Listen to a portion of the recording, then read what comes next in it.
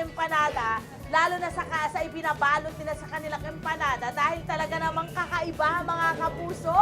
At ngayong umaga, ako talagang matutuwa po kayo dahil nandito at makakasama po natin ang gumagawa ng empanadang ito dito mga kapuso. Ito ay Empanada de Calixquis since 1820. Yes! Panahon pa lamang po ng Kastila ay gumagawa na po ang empanada ang pamilya. Ilang henerasyon na nga ng pamilya ang nagpapatuloy gawin ng isang pamanang pagkain ito. Ilang prominenteng pamilya sa Malolos, maging mga dating presidente ng Pilipinas, ay nakatikim na nito. Fantastic! Kaya naman mapalad tayo na may babahagi sa atin ng kwento sa likod ng pamanang recipe or pagkain na ito. Ngayong umaga, nandito po si Nanay Mercy Antonio, 85 years old. Tama, Nay? 80 years old!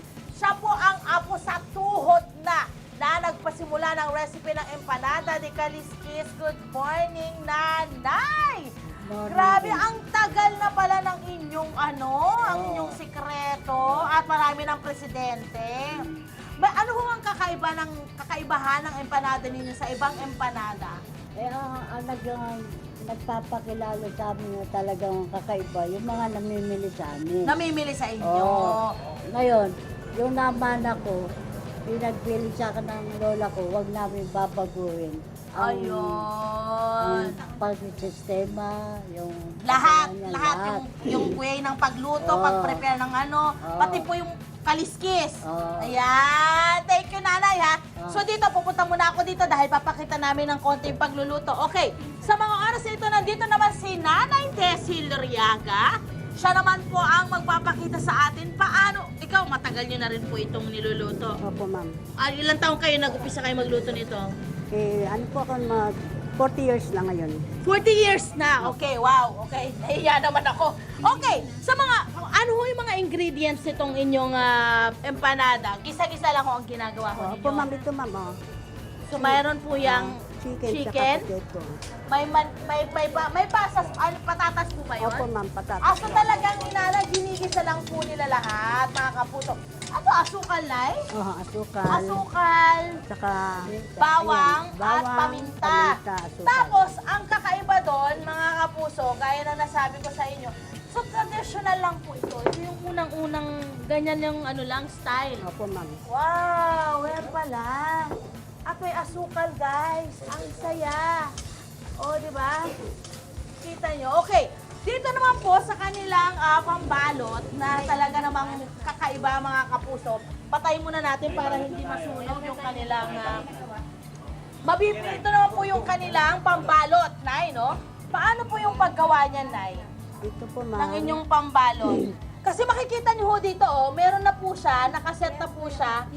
Spiral siya, mga kapuso. Ayan, spiral siya. Kaya naman, kaya po siya nagkakaroon ng Calixquis effect. Opo, ma'am. Ayun! Ito po, ma'am, siya ngayon. Grabe, ang hirap pala ng paggawa niya, Nanay. Okay, pagkatapos na, anong gagawin nyo para ilagay po yung palaman? Ito, liligisan po muna natin. Linipisan siya. Dinitisa. Okay, gaganyanin nyo. Okay? Yan. Sige, ayun. Ayan pala, guys. Ang cute. Nakikita nyo ba sa inyong mga television, guys? Ayan, oh. Kaya lalabas yung kanyang parang pinaka-Calixquis. Ayan. Saka nyo ngayon lalagyan ng palaman. Opo, ma'am. At saka nyo po itutupi ng pagganon parang empanada. Babalik ka rin muna natin. Babalik ka rin. Pero lalagyan pa muna nun. Babalik Para ka hindi rin. madukit. Opo. Ang grabe, guys. Lalagyan Ito, pa ha. yan. People, this is really made. Cooked, prepared with love. Grabe, ang daming prosesong kailangang pagdaanan. O, di ba? Fantastic. Ito na po, ma'am. Itutupin nyo na. Opo, ma'am. Ayan. Ay, ang galing. Ayan na yung Calixquis niya. Ganyan, ito mo. Cute. Tapos, prito ang ginagawa nyo. Opo, Gaano prito. katagal bago prituhin po ninyo? I-minute lang ho, basta mainit ang mantika. Basta mainit lang. Mga may 10 minutes ba yan? Hindi naman O, po. wala. 5 Wala. minutes lang. Ayan. Maiksi lang po pala. Ayan. Ayan na. Oh. May technique sa pagpipilitan. Oh, wow. Ayan lang. Ito, ma'am. Ayan na. Oh, di ba? So, isa-isa isa-isa lang ang pagprito, hindi maramihan. Oh. Nanay Tess. O, isa-isa lang. Bakit ho kailangan isa-isa?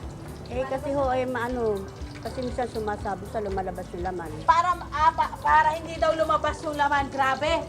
Ang tiyaga! Ang tiyaga! Fantastic! Natuwa ako. Okay. Sa mga oras na ito, hindi pwede hindi ko ito tikman. So, tikman na natin itong kanilang empanada, guys. Wow, ang cute na itsura.